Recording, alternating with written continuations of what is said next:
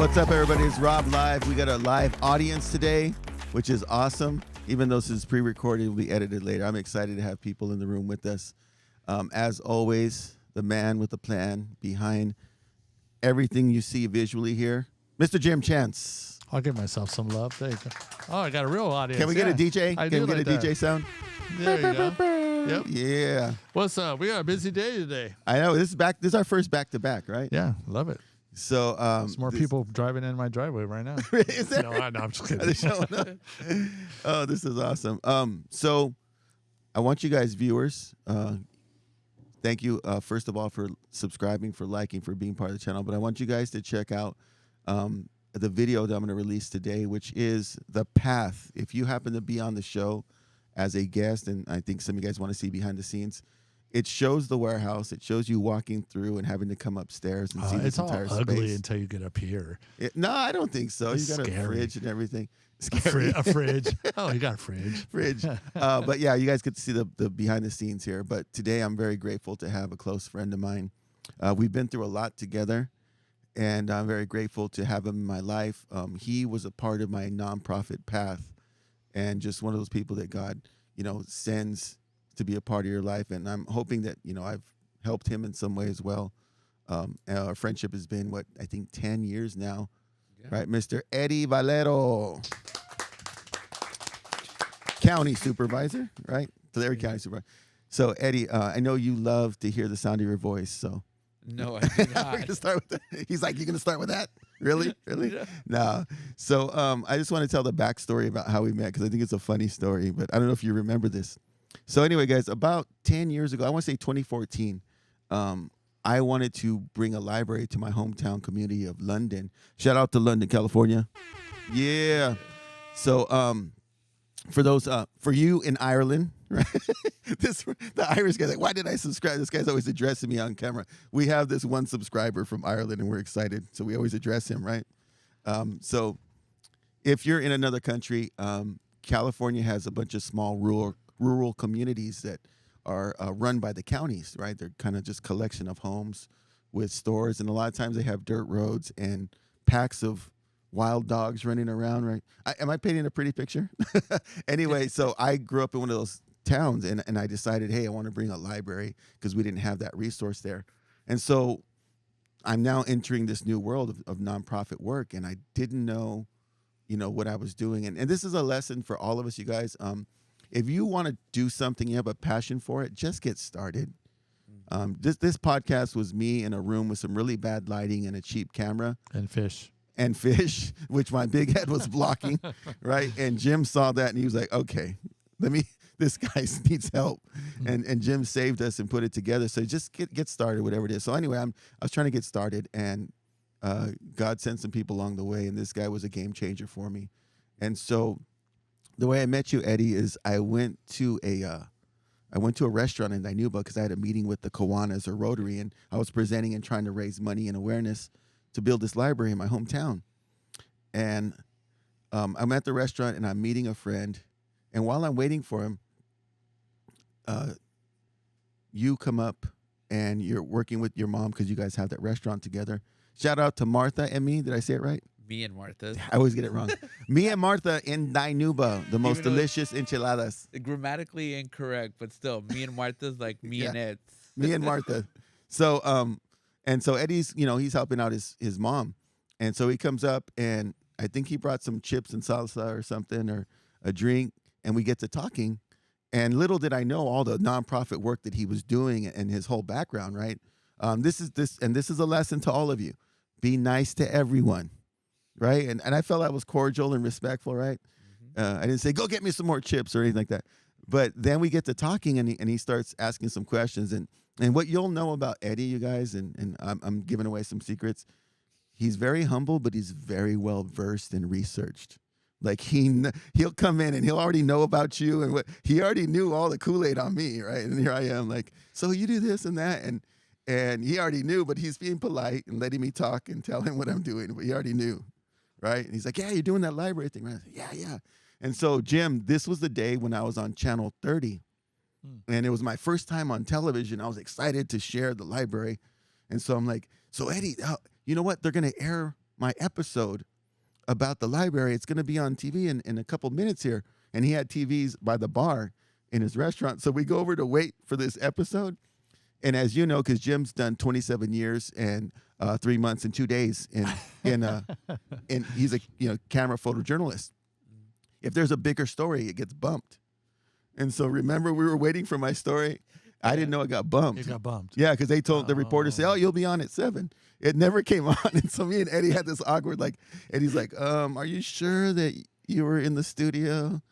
Right? And so it wasn't a good first impression on my part, but luckily Eddie saw beyond that, and he saw my heart, and he started to mentor me in all of this. And so I want to start from the beginning, because he has this vast knowledge, and I've always come to you for things. And so I want to start with your story. In the beginning, born and raised in Orosi. Orosi, gold, yes. Yes. So raised in Orosi. Where'd you go to elementary? Elementary, Palm School. Palm. Did you go to Palm? No, Cutler. Oh, I'm Yeah, sorry. I was Cutler School. Wow. So just so you guys know, Cutler and Orosi are neighboring cities. 2 towns, 1 heart. Dude, yes. Yeah. One Yeah. has a population of 15 people, and the other, no, I'm just kidding. 18. Now, how big is 18. Cutler? I think we have a little over 3,000. Is it Yeah, around during that time, yeah. 3,000? And then Rosie. Yeah, during that time. Yeah, now it's like 8 families in 1 home. Yeah, Wow. it's gone up. It's gone up. So then, so Eddie, you went to Palm School, Mhm. and then what was your early experience like with school? And I mean, did you always love school? So I will start off by saying that Cutler-Orosi believed in me before I believed in myself. And so Dang, using that, that's a big nugget. yes. And so I was always a scholarship boy growing up. And so I was always very academically involved. And so I had gone through the whole educational system as a quote unquote scholarship boy. And so in between high school and my sophomore and junior year, I went off to Yale University where I took classes. I came back. Hold on, you went to Yale in the middle of high school? Yes, and I took 4 classes at How Yale. did you get into that? Actually, it was a program not meant for me, but meant for a friend of mine. Is this the Ivy League Yes. project? No, not through the Ivy League project, but I know of the Ivy League project. But actually, it was during a mock trial competition practice. And so there was a teacher there, the coach, who decided to encourage one of my friends to go, and she didn't want to. So I decided that I would participate, but it, like I said, wasn't for me. So the teacher actually threw the flyer in the trash. And so then I was the last one to leave to go to the other room for practice. Man, you wanted this. You And- put your glove on. Yes. All right. And the teacher and I kind of always had our disagreements because I was Yeah. always I was always the one who would still do the work. And so he threw it in the trash. I waited till everyone left. And then I actually picked up the flyer from the trash and had another teacher who was my strong supporter. Yeah. And she and I actually decided to apply, and I got accepted. Okay, so the teacher who threw the flyer in the trash, Was actually very upset that I actually got to go to why Yale would they be upset? because it wasn't meant for me. And so Oh, wow. yeah. So but I would want any student to go, right? yeah. No, at the time it was very competitive between the student that he mentored and then the teacher that mentored me. So there was a Oh, bit so of, each teacher had their protege, and they're like, Correct. Eddie's, wow. well, at the end I of the didn't know day, a whole nother world there. yeah. No, but it's okay. So I ended up selling waters at graduation. I sold tamales during events, which allowed me to then go off to Yale, study, as I mentioned, came back and graduated a year early from high school. I then went off to Cornell University. Okay, so time out here. uh-huh. Do you see how he's listing all these like amazing things as matter of fact? I'm still stuck on Yale. He's pulling a gym. Yeah, I want But an no. Emmy. I want these are big deal. So I want to know this, and this is the part that we really but like wait. to pick on. But I'm saying these things because there's a purpose to it. Okay. So then, while I went to Cornell University, studied urban and regional studies, city planning, I also had the opportunity to go to Princeton University through the Woodrow Wilson School, and so that was in Yale between. and Princeton. That was in between my junior and senior year of Cornell, and so graduated with honors, and then went off to Georgetown University to do Georgetown Hoyas. conflict resolution. All I Yeah. know is the basketball team. Yeah. and then went back to Cornell University for a doctoral program in learning, teaching, social policy. I mention all of that. Wait, you have your doctorate? No, so I'm a chapter away from completing my dissertation, which I never did, and so I left in 2012. But suffice all that to say is that it doesn't matter where you go, it's what you do with what you have. And so I returned back, not by choice, but by God's nudge, to come back and make a difference for my community. Wow. That's a lot. Yes. Wow. Okay, so let's unpack all of this. I want to start with this. And me and Jim, we talk about this a lot because we're now kind of experienced this to some degree. As this show grows and as new opportunities come for us, we're sort of recognizing we have to have the right mindset to accept the gifts that God is bringing into our lives.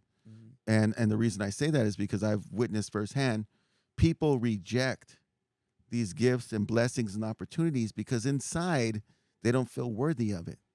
And that's a big problem in our small town communities. Not to say that big cities don't have the same thing, but definitely in our small town communities, we don't always have this mindset that these things are for us, right? Whether that's being on television, going to an Ivy League school, a prestigious school, right? We in our mindset is, and this is the word, and I hate this sound, right? But you'll know it. Anyone who's comes from a big Mexican family or from a small town like Cutler-Orosi, you know this sound, and the sound is, right? That means yeah, right. That means right. So when you throw dreams out, sometimes in a nurturing environment, it's like yeah, no, go for it. But if you throw dreams out in certain places, sometimes the smaller communities or in non-supportive families, like, hey, Dad, I'm going to go to Cornell. I see, right? You know what I mean? It's like this sound of doubt. You can't even spell Cornell. Where are Yeah. you gonna go? And it's like, and you start to question that, that's possible for you. And so I want to know, where did the mindset come, right? For Eddie would even have, quote unquote, the audacity to believe that he belonged in an Ivy League school. Where did you get that mindset? I think I've always had that innate desire to see more, to wonder more, to ask for more. And I know that several of my friends did get that, which is what you mentioned. Oh, no, you're not going to go there. Or, oh, you're not going to make it. But my parents have always been very supportive of my desires and my dreams. And so Shout out to your parents. Yeah. What's your parents' names again? Miguel and Blanca. Miguel and Blanca, thank you for believing in Eddie and giving him the support he needed to continue and follow his dreams. Yeah. There you go, Little John. You get a Little John yell. And for me, it was, and I had already experienced early on what it felt like to leave the confines of my community, but also to know that, again, eventually I would return. But I kept on telling my parents that I would actually be the son that would live the furthest away from my parents, not because I wanted to, but because the resources and the opportunities are often found outside of the rural community, right? Yeah. Well, presently, I'm actually the closest son that lives Wow, you never know how it's going to down end the up. street. And so it's basically just continue to pave that path, pave that way. But again, that strong opportunity was supported by my parents. So it started there. So then you go, and then you graduate a year early, and then you're off to Cornell, and that's in Ithaca, New York. Correct. So what was it like to be a year younger than everyone else in a completely new city in an Ivy League school? Like, how did you adapt to that? So I think that it was completely new, right? But I already had the experience going away in high school. But what one thing that I will share is that I was never really involved in any kind of Latino issues or Latino community while I was in high school. Yeah. But I realized that when I went off to Cornell, I was one of very few Latinos on that campus. Oh, okay. And so I actually joined MECHA, Movimiento Estudiantil Chicanos Yeah, Chicanas de Aztlán. Mecha. And They're everywhere, huh? yeah. Wow, Well, Mecha. and that was a group that really offered that space of home away from home. Yeah. And eventually I became the president of Oh, yeah. Mecha. Of course, Eddie can't just like be in it. He's good. Wow. And then I also became the president of the East Coast Chicano Student Forum, which includes 19 member institutions, all the Ivy Leagues, the sister schools, as well as others that allowed us to meet 4 times a year.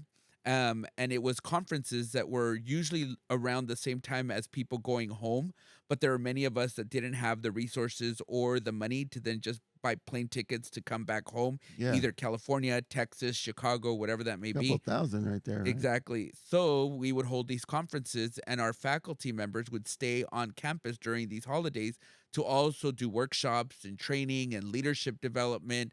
And obviously, there was like partying afterwards as well. But we would work hard and play hard at the same time. But it became a family, it became a collective unit. And I think that is what helped me in my current leadership roles is being able to understand issues and ideas and to be able to move those along based on community. Wow. So you had a home, you had a community away from home that served a valuable space for you that you needed. And so you're now having these meetings with these students from all these different Ivy League schools. And what kind of issues are you guys discussing? At the time, we were discussing some of which is prevalent today, which is the lack of educational spaces and resources for students that are usually minority students or on the periphery. We also had workshops that dealt with our farm worker communities. I know that when we hosted the conference at Cornell University over Thanksgiving break one year, we actually went down to Taco Bell and we protested in front of Taco Bell for the Immaculate workers who were only getting like 3 cents to every tomato that they were getting. Oh, And so and we those are tomatoes that Taco Bell was using? Yes. And Okay. so, for me at least, the space served as a vehicle through which a politicized consciousness was motivated by economic, social, and political justice. And so, those were some of the reasons why we would do these things, was because we felt that there was a dire need and an understanding that was greater than ourselves, that was based on community, based on our parents, based on history and the Yeah. stuff that we found in our local communities that weren't being expressed or shared or talked about. Wow. Okay, so this is what I kind of admire about yourself and individuals who think like you. I have a friend Eric as well. Shout out to Eric Aldana out in Overland Park, Kansas. You guys connect dots, right? You can see the correlation between things that might appear harmless or not connected, right? And so this whole idea, like I would just be like, oh, I love Taco Bell, right? And just go eat there. And you're like, no, let's break this down a little bit further. I remember you doing that a lot with some of the things that I would bring to the table. And I really appreciated that. Here's one that I remember you bringing to me, and it's a lesson that I've stuck with this whole time. When I brought when we were trying to bring the library to London, right? And that was coming, you had said, Rob, one of the things that you may want to explore is this idea that you have a town hall forum and you ask the individuals within the community that you're trying to serve, what is it that they want for their community? And it kind of flipped the script because this whole time I'm like, okay, I'm doing something good, but it's what I think they needed versus actually asking them what they wanted. And And I learned that yeah, through my course at Cornell as an undergrad called Neighborhood Planning Workshop. And my faculty member, Ken Reardon, who's still my mentor to this day, would kind of get tired because every semester I chose to have that class. And he's like, Eddie, you've already taken 3 classes of neighborhood workshop. You've been on the north side, the south side, the east side. It's like, and now you're doing the west side. And I was like, yeah, but I love your class because it's all about being in the trenches. And what I learned about that class is the SWOT analysis. You always do the SWOT, which is strength, weaknesses, opportunities, and concerns. And you gather that from community, then you hold a summit, and then you then identify those priorities that were lifted from the SWOT analysis, and then you go to the city council, or in this case, you can go to the state and say, we need funds to support XY projects because this is the voice of the community and this is what they want to see done. So, Wow. And identifying what that is, right? mm-hmm, With them as participants, that was a game changer for me. And actually, it's funny we're talking about this now. Next month, February, I'll be doing a town hall meeting in the community that I'm working in now, Stratford, to ask what what does the community need in 2025, and that's only because I had that conversation with you. So I love that you brought those valuable skills. And so the thing that I also wanted to ask you about, mm-hmm, you go to Cornell, you're doing work out there, you're in leadership roles, you're getting educated and having all these experiences because the resources for what you were trying to learn happen to be on the East Coast. mm-hmm, At what point do you say, you know what, I need to take everything I've learned and bring it back home? mm-hmm. When does that happen for you? Oh, again, late one night in Ithaca, New York, at Planet Fitness. It was about 10:30 at Oh, night. you have it pinpointed Yes. the moment. And it was, again, I was on the treadmill, and I got a tug in my heart, and I knew it was from God, and said, Eddie, go back home. And I was like, no, I'm almost done with my dissertation. I'm not. But I kept on fighting it, right? And it doesn't leave there. It's like once you get off the treadmill, it's like, okay, I decided no, and that's it. No, then the pursuit was still there. The always approaching but never arriving was always there. And so I would go to, like, I listened to a song and it says, go back home. Or I would open up a magazine and it says, you are needed in community. And so there was a lot of just things that happened over the course of that particular season that said, Eddie, you need to go back home. So it's like that Chinese water torture, right? It keeps on dripping, dripping, dripping until finally you get frustrated and you're like, okay. And so that is what eventually happened. And I reached a point where, again, enough was enough. And then I couldn't fight it anymore. And so I went to my advisor at the time, and she even said, she's like, Eddie, this is ridiculous. You're almost done. You just need a few more pages and you'll be Dr. Eddie Valero. And obviously a lot of people often said too, like, Eddie, you're not gonna have the doctor in front of your name. You know how prestigious that sounds? You know how many doors that will open if you have the doctor? And I said, no, it's not something, because I know that something is waiting for me back home. And so eventually I packed up my bags, headed home, and then still with the question mark, right? Because I wasn't secure of knowing what I was doing in my return. And so, Sounds like I, a leap of faith. exactly. And so I left it all to God and said, God, if this is something that I am truly meant to do, I'll do it. But I just don't know the why. Um, Wow. and so I did. And then eventually I got involved in my community. I started a nonprofit called Young Men's Initiative, where I worked with fatherless young men. You were in the middle of that work when I met you, correct? Correct. And then I was also on the school board. So I came back and decided that I would run for school board and got elected to serve back in 2012. So simultaneously working on Young Men's Initiative.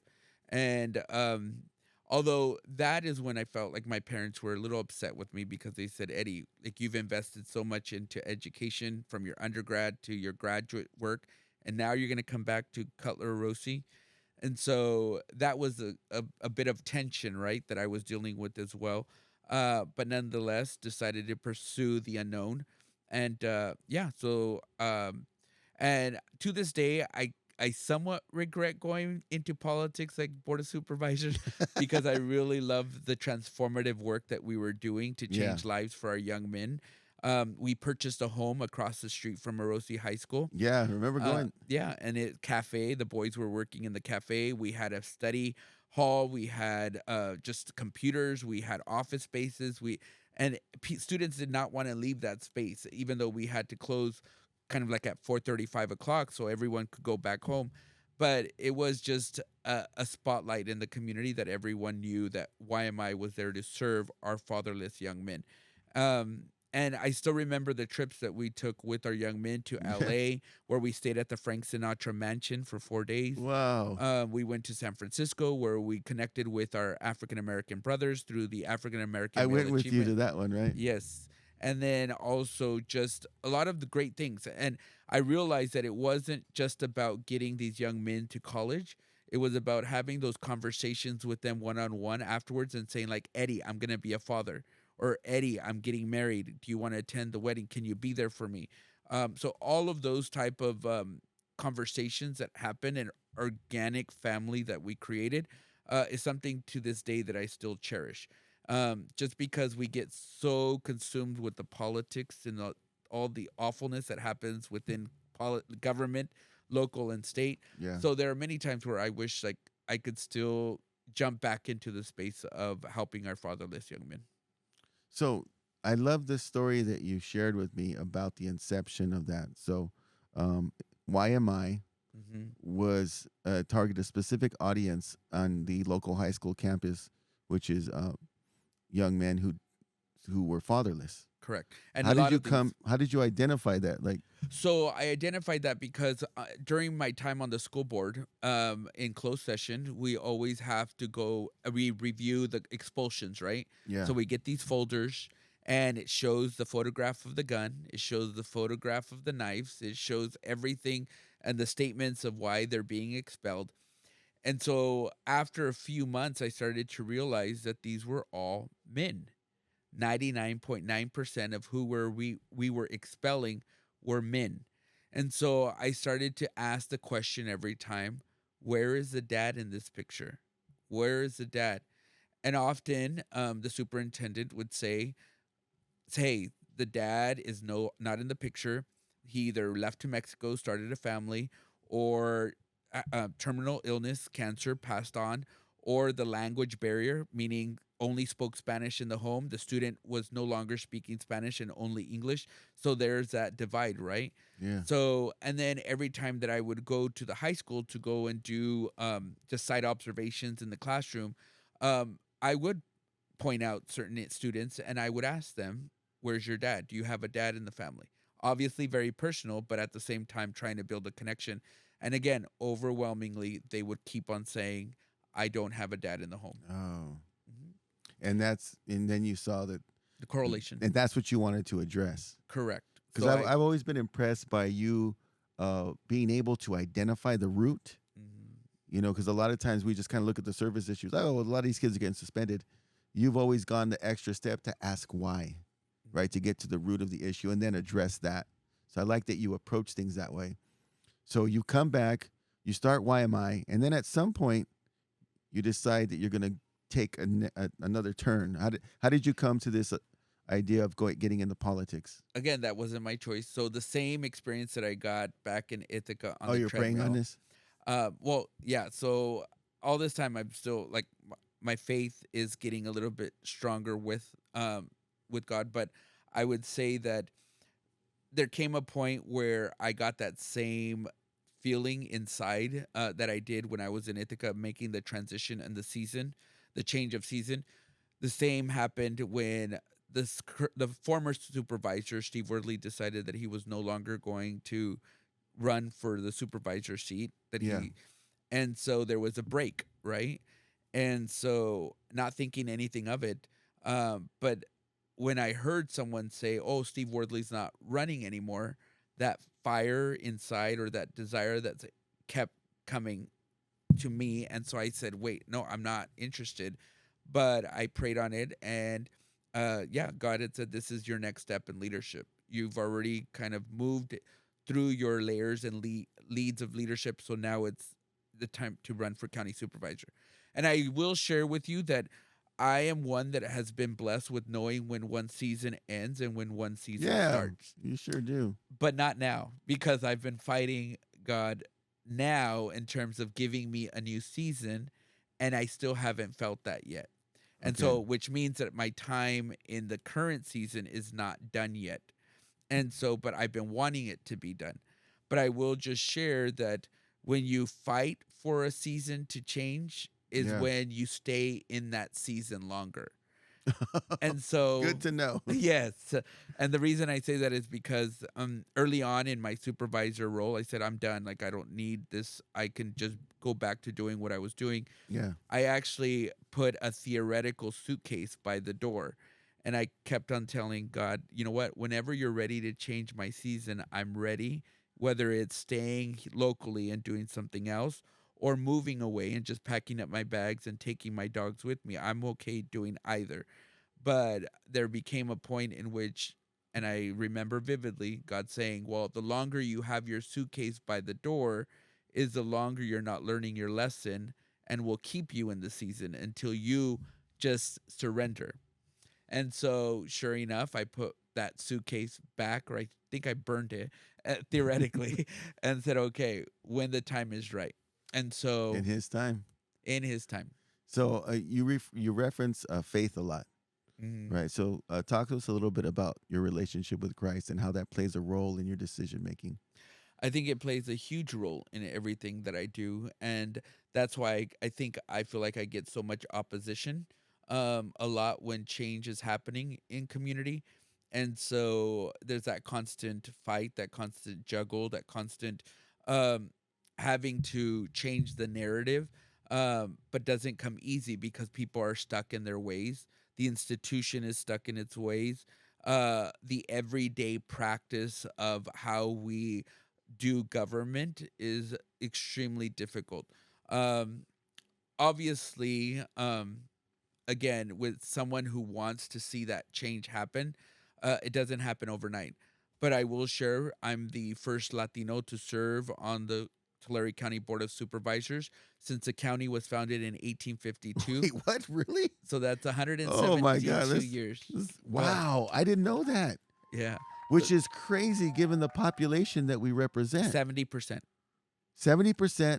So out of the 400 and about 75,000 people that live in Tulare County, Yeah. about 325,000 of those are Latino. And we haven't had any Latino leadership this entire time. No male Latino leaders. I did not know that. Yeah.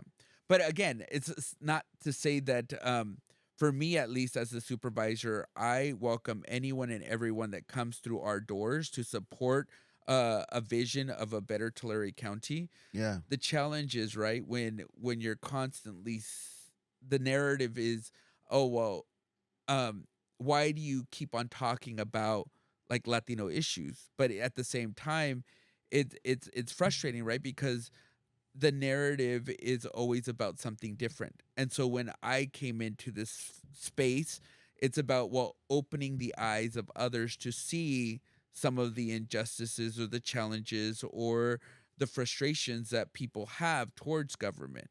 And so then you start to mention those type of conversations, but then you get pushed back because then you're seen as, oh, why are you speaking about that?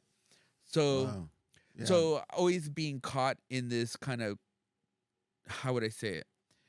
Being caught in a space in which you have to keep on speaking for the marginalized, because if not, then they will get dismissed or they will not be part of the conversation at the governing table. Wow. Yeah, I guess that's important to keep that in mind for those decision makers, right? That we have a certain population and it's diverse, and there are some groups that tend to get overlooked in all of this. So I know that there's a lot of people. And if I could just mention. No, mention So- it all. No. So I'm responsible for $1.9 billion. So there are four others, Billion? billion with a B. Oh my. And the thing is That's a budget, Jim. yeah. And a lot of people don't know what county supervisors do, but we're in Yeah. charge of overseeing the budget for the sheriff, overseeing the budget for the fire, overseeing the budget for our parks, the clinics, the health clinics, our animal services. And what I always emphasize to people is that we try to make a better quality of life for those that may not have the resources to do it on their own. And so that's why I emphasize like county government is very important because, for example, animal services, we have our vet and we have a clinic for our animals. And many times we have families that can just go to a private veterinary clinic and pay $1,000, $2,000 and call it a day and leave their dog and go home with their dog. But there are other families out there that don't have the means but love their animals so much that they can go to a clinic at their county and they can pay a nominal fee but still get great work by a vet who is certified and is top notch. The same thing with our health clinics. Many times people can go to a private doctor or can go to a practice and pay out of pocket or can pay for their bill. There are other family members that don't have the means or may not make as much, so they can go to a county health clinic and pay very small fees for any vaccines or anything that they need. And again, that is why we're trying to make a better quality of life for everyone. Affordable healthcare. Affordable healthcare. Wow. Okay, so this is And the important same thing one. with parks. So again, Yeah. there are a lot of people that can go to Disneyland, that can go to all these other places Yeah. and enjoy time with their family. But you have family that don't have the transportation to go from one place, maybe 3 hours, 4 hours. But we have open green space parks. We have spaces where families can come together and enjoy family time. And again, no cost to them as well. Yeah, no, it warms my heart when I go by the local parks. I don't know, Jim, if you ever noticed this when you're driving through your area. Well, Madera Ranch is a little bit different, but driving home in Cutler-Orosi, is it Ledbetter Park? Better park. I remember going by there, and there would be full-on birthday parties set up. Mhm. You know, that's their space to be able to do that. Have you been there lately? No, last time I went was with you. Okay. You remember you did that Yeah. YMI? Yes. And so because of my position in government, Yeah. and because I represent unincorporated communities, well, I made it a focus to upgrade Ledbetter Park than what it had been. And so we There was like were a stage. I a remember. stage, and I actually requested from our parks department to put 2 basketball courts there. So one just completed, the other one last year. Oh, yeah. And that's then huge. we had sidewalks that are now running throughout the park. Really? Oh, I got to go back. Have you been there lately? Jim grew up there, right? Yeah. My mom's house was over in that area. Have you noticed the growth of the park? Or Oh the yeah. change? Well, I was impressed that they built a skate park right there. There's a skate park yeah. in our There's a what? skate park. Wow. And then we're gonna get lighting there pretty soon because I also requested for us to have lights at the park. So that's coming in.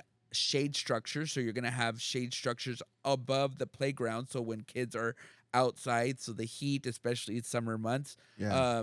So again, those things don't happen unless you have people that can bring in those resources in And order advocate for that. because you're in a meeting with what is it 5? 4 other supervisors. So it's you, 4 supervisors. You got to try to get everybody on the same page too. and then share the money equally. That's a tough gig. Yes. Right? Uh-huh. So I want to ask you this because there are people out there who do great work and they're thinking about taking this next leap into the political side because we know that a lot of decisions are made through that process, but they're a little wary of it because, you know, politics is tough. What kind of advice would you give someone who's thinking about running for office? Okay. Yeah, I know. I'm going to open that can of worms. Here, look, it's open. Well, I will share that leadership is painful, Oh, yeah. but leadership is purposeful. And so if you can withstand the pain knowing that there's purpose as a result of the work that you do, then I strongly encourage people to do that. You just have to be prepared, ready to face a lot of challenges along the way. There's a point in time in which I told friends and family that you always you're in leadership and everyone loves you until you have to make that first vote that's controversial or that is going to take you either one way or the other. And so for me, I always try to make sure that the vote that I take on that dais is going to be for the benefit of every single person of Tulare County.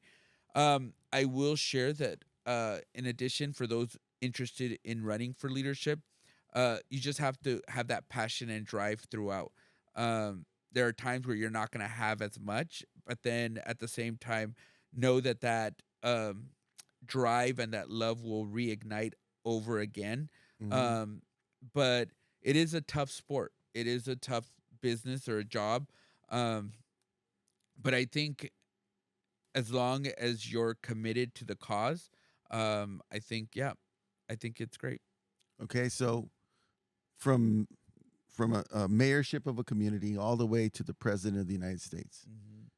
criticism is just an accepted part of the position. Well, even now more than the past. Well, how do you manage that and not Uh, allow it to, affect your mental health well, or that's why they even say that a lot of people who love to do the work leave the work because of the frustrations or the intensity or the challenges, and really at the end of the day you have to have the numbers right in terms of making those decisions, yeah, because it's a team of 5, not a team of 1.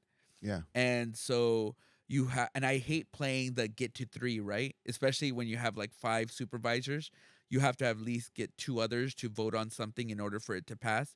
Same thing on the school board. When I was on the school board, 7 board members, at least 4 had to approve in order to move on. Um, are these like in your chambers when you have meetings? Is this when you plead your case? yes, and plus not to violate the Brown Act, because many times in government people will try to understand where the votes are in order to then go to the dais and then be able to pass something. Technically that shouldn't be the case. Everything should that a vote should be discussed in public. I see. And so So no private alliances like Survivor Island. no. No. And that's what makes things difficult, right? Because some are very truthful to that policy, and Yeah. others will kind of play the politics behind the scenes before going up and making those decisions. And so I always try to make sure that, again, what is right and what is wrong is discussed on the dais so that everyone knows, right? So that Yeah. every member of the public has the opportunity to understand how this individual voted for something. Instead of just assuming the thought process behind it, you express it. Hmm. I think that, I've thought about this often, like, okay, because it comes up when you do nonprofit work, right? And you start to have some success. It always comes, hey, why don't you run for office, right? And so I've thought about a lot of this, and I often think, okay, how would I manage this? And so I wanted to share something with you and tell me if this is an actual option. I would start with a conversation with my group of 5 to say, listen, guys, I love working with all of you. I want this to be a collaborative environment, and I hope that you all understand that if I ever vote in opposition to your vote, it is not in opposition against you personally, but I'm just trying to vote for what I believe to be that would serve the many versus the few. Those preemptive speeches, do they carry, or does it all get forgotten once the votes happen? That's an ideal world. But that doesn't happen. No. What's the reality? Tell me the reality. No, it's just there are 5 passionate people that want to do things their way. Which they all believe that to be the right direction. Yeah, 5 right directions. By right. So but you got to get 3 of them to. Yeah. Okay. Yeah. And so that's where a lot of the discussions happen. Yeah. Now, For the most part, though, at the local level, I Yeah. would say that at least like 95% we're all in sync with, because at the end of the day, we as a board of supervisors are dealing with issues like land policy, in terms of health, in terms of not no so much health issues, but health in terms of clinics. So lights, roads, infrastructure, public safety, those are the things that everyone can agree on. The moment that you start focusing on the state and the federal when it comes to like immigration, healthcare, all of that, county board of supervisors is not responsible for that. We're responsible for the conversations that happen in the community that needs to get fixed. And so that's why I like where I'm at now, because I don't have to deal with all of the friction. I don't have to deal with all of the intense issues that are going about and the voting that happens there. These type of issues and the votes that we deal with at the local level, again, are not as intense.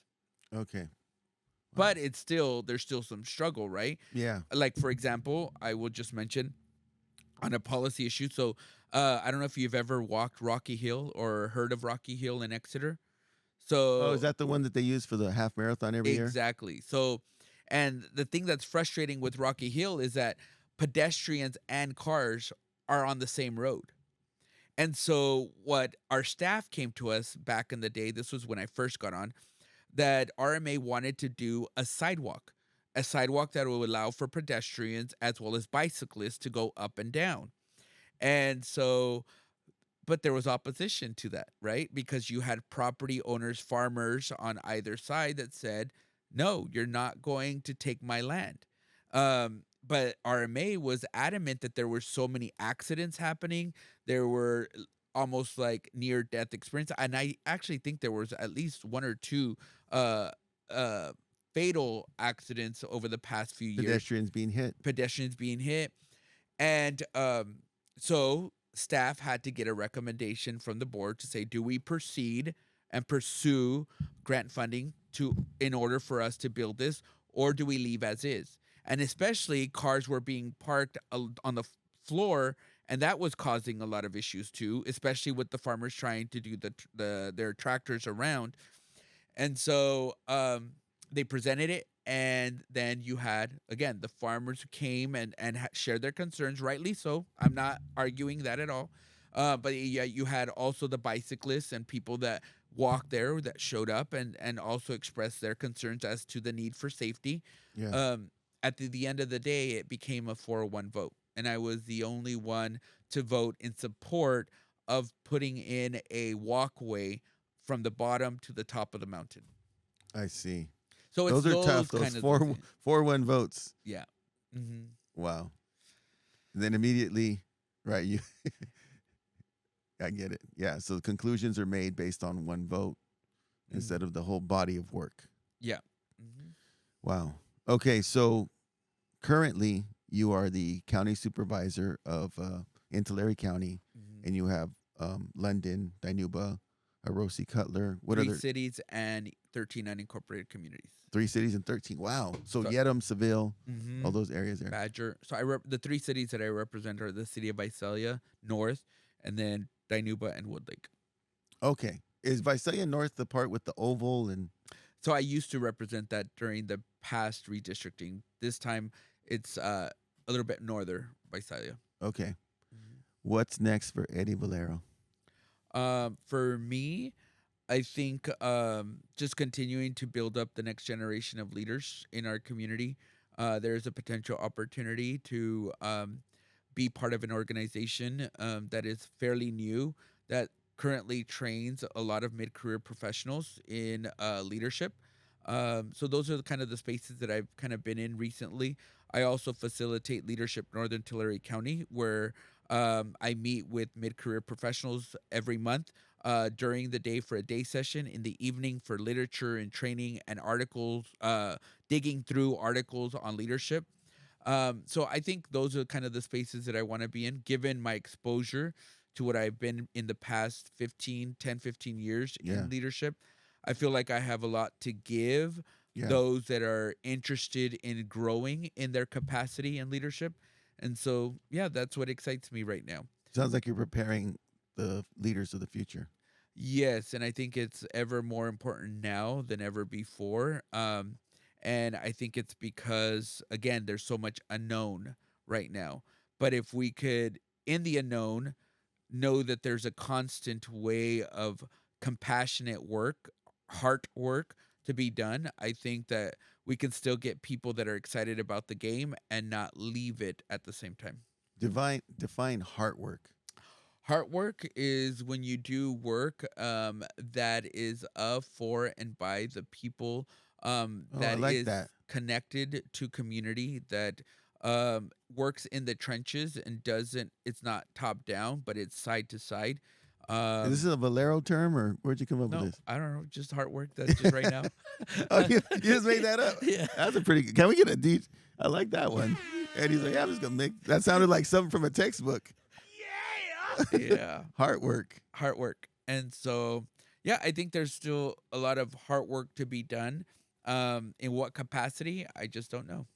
And that's that. Okay, so there's one last thing I want to make sure that I cover because it's a question that a lot of people I'm sure have asked, and I might have touched on it a little bit earlier, but this idea that you had everything there on the East Coast and the Ivy League, and you're working on your doctorate.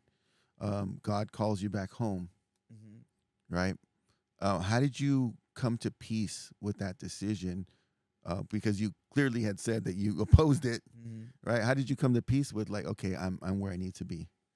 How did you know? Knowing that puzzle pieces are being put together while my journey is still ongoing. I think that there are certain instances in which, for me, it's like, aha. And I get those very often Yeah. because, as cliche as they may sound, but it's like, you know where you're supposed to be.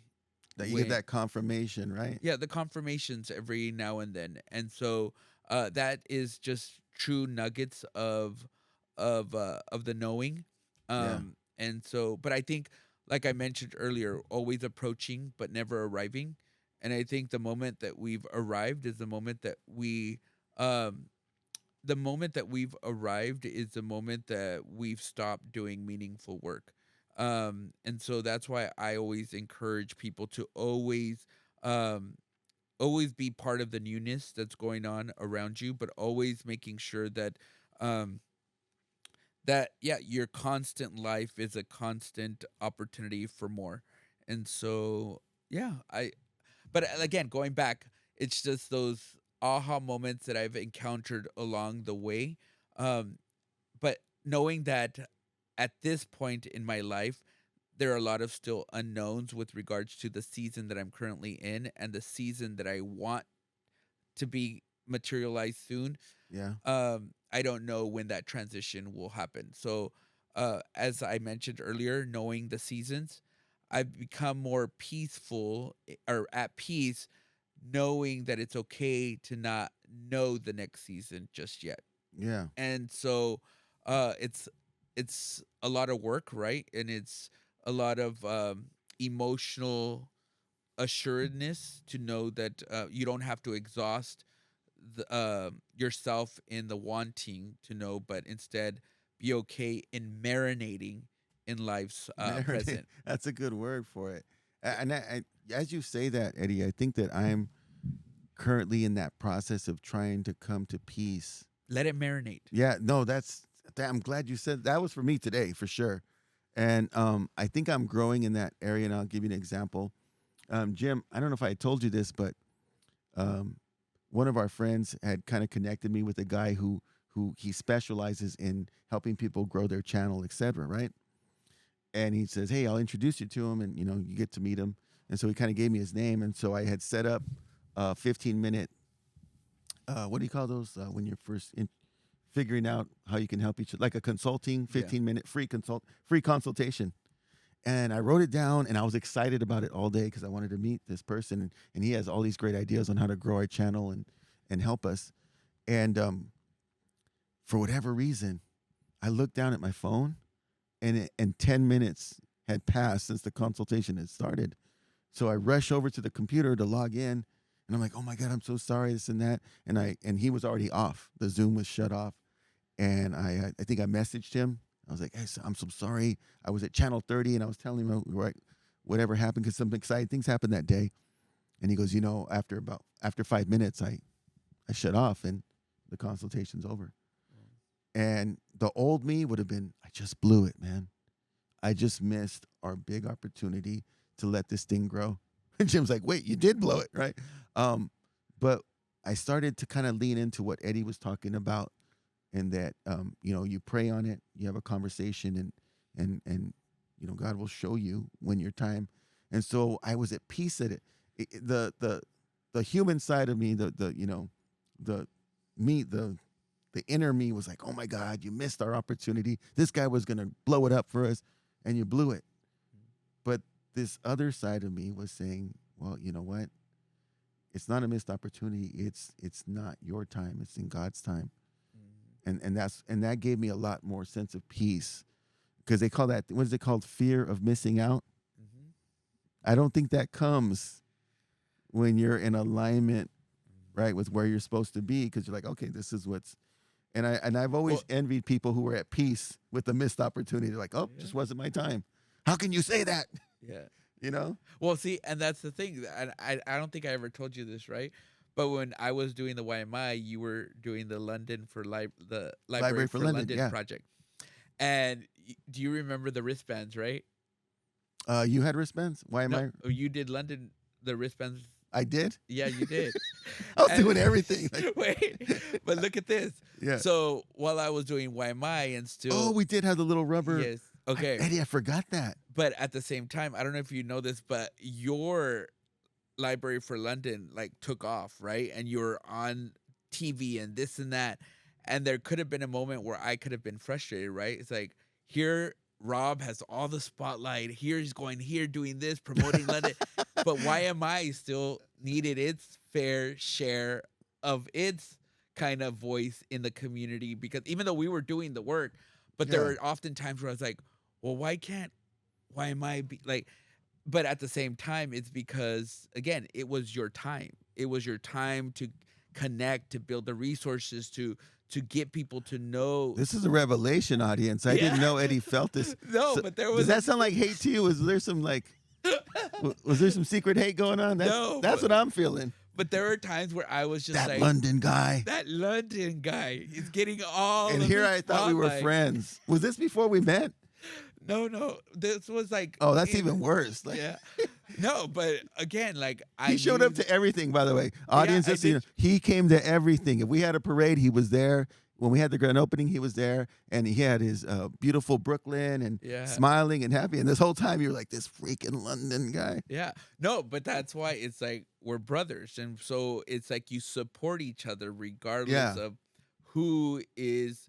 Again, either it was my time, and then it was your time, and well, no, not that it was like my time, but it was just again to make sure. I'm thinking like as I'm speaking, but. Again, to support the successes of people, regardless of where you're at. Yeah. Because, again, you always have to be there for the individual that you care deeply about and really instead of turning on each other. So I could have turned on you. Well, for the record, folks, I have never been a county supervisor. Ooh. This guy's had the spotlight for the last 7 years straight. Okay, no. I got 6 months. Hey, he went to Yale. Yeah. So I've hated him for a long. No, but yeah, you're right. It's easy to turn on each other, and I think that's part of the earthly plan. You know, to get us to be enemies and not like each other. But I always felt very privileged that we could have some of these phone calls and private conversations. Where I would call you and I'd say, hey, Eddie, okay, I'll give you an example. Jim, check this out. We started the library project and it was rah, rah, rah. And we're on TV and we're all excited, right? And then the project goes silent for about 1.5 years because, you know, there's construction and all that happening. But there's nothing visibly happening. So it looks like we dropped the ball and it's not happening. And I didn't have the platform anymore to go, oh, hold your horses, guys. You know, they're doing the construction. They're getting the permits, the red tape. And so the tide started to turn a little bit. This guy told us there was going to be a library and it's not. And so I called Eddie. I was like, hey, Eddie, it's not looking good. He's like, what do you mean? I go, well, people are kind of like getting on me. Like, when is this thing going to happen? You told us it was going to happen. We raised the money. You said it was good. And now nothing. It's just crickets. Right? And so I went to him and he kind of assured me that these things will take time and that there's going to be a time when you have to be patient and comfortable knowing that you can't divulge everything and you just have to hang back till it's your time and take the hits. And then I remember when he was running for county supervisor, it's politics, right? There's some mudslinging going on. And Eddie Valero's doing this and you know, he's doing that or whatever it may be. And I've just very touched that you had called me at that time to share your frustrations, because you know when you're in time when times are bad, you look at your friends, right? You call your friends. I call you, Jim. The show's not working. We get no subscribers, right? All the insecurities I exposed to you, not the audience, and you know, not the public. So I appreciate you being there for me, and thank you. Well, and that's the neat part about friendship, right? Is the vulnerability, and Yeah. many times we don't share vulnerability with each other because it's all about The macho, the was it toxic masculinity? Is that the term? something of that. Yeah. But it's being able to understand that there is a deeper part of relationship when you get to show that vulnerability with each other. Yeah, it's true. And being a public figure too, there's that extra challenge that, you know, sometimes people will be critical of, All the time. of a friend's work, right? And you like to hope that somebody in the room would back you up. So true story, Jim, check this out. This is a true story. I was doing Stratford, right, the nonprofit, and there was a lady from Stratford, and she wanted to take over the community. She wanted to take over the nonprofit. And so she was telling people that I only came to Stratford because I wanted to make some money. And so I was funneling drugs into Stratford and selling them off, and that was my angle. That was one of her many narratives about me. And they always say that a real friend is someone who will stand up for you when you're not in the room. So I get a call from Eddie randomly one night. He's like, "Hey, I'm at this networking thing. I think it was Fresno or something." And he goes, "There's a gal here from Stratford, and she's saying some pretty interesting things about you." It's like, "What? What's she saying?" She was telling the whole room that I don't know, I don't remember what the lie was, but you stood up for me and you were like, "Hey, man, I know him personally, and I can tell you that these are false accusations." And so I want to just thank you publicly for having my back when I wasn't there. That meant a lot to me. And I hope that I can do the same. Always. I told Jim before you came in here, "Hey, man, I don't care what you hear about Eddie. He's all right." No, I didn't say that. Anyway, we love you. Thank you for coming. Thank you. I appreciate all this and making the drive for us. And remember, it takes a team to fulfill a dream. Oh, that's your new one. It used to be teamwork makes the dream work. I know you for that one. So say the new one again. It takes a team to fulfill a dream. There's the team. See, why aren't we writing these down? We gotta have a wall of bumper stickers, man. We gotta have. I'm gonna put that on this here. But Jim's right. People always have They like always great. come in with a great comment. And we've got to record this. He's really good about capturing the moment. So yes, we're gonna do that. Awesome. Teamwork makes the dream work. Yeah. But until next time, Eddie, I'd like you to come back maybe next year sometime and share all the great things, because I knew your new path will be coming at some point. And I look forward to the next move. Awesome. All right, folks, that's it for today. We did a double header. We got Eddie Valero with us right now, Tulare County Office Supervisor. That's official. Tulare County Board of Supervisors. There it is, Tulare County Board of Supervisors. And we look forward to more from him in the future. Please like and subscribe. And when you comment, can you guys comment about the beautiful arrangement of the lighting and the angle, the camera angles? Jim puts a lot of time and effort into this, and he wants to hear from you guys. I love it, though. He loves it. Until next time, this is RobLive with Jim Chance saying love, peace, and chicken grease. We out. Is that the Cabbage Patch? He just did the Cabbage Patch. I've never seen that one. I like that one.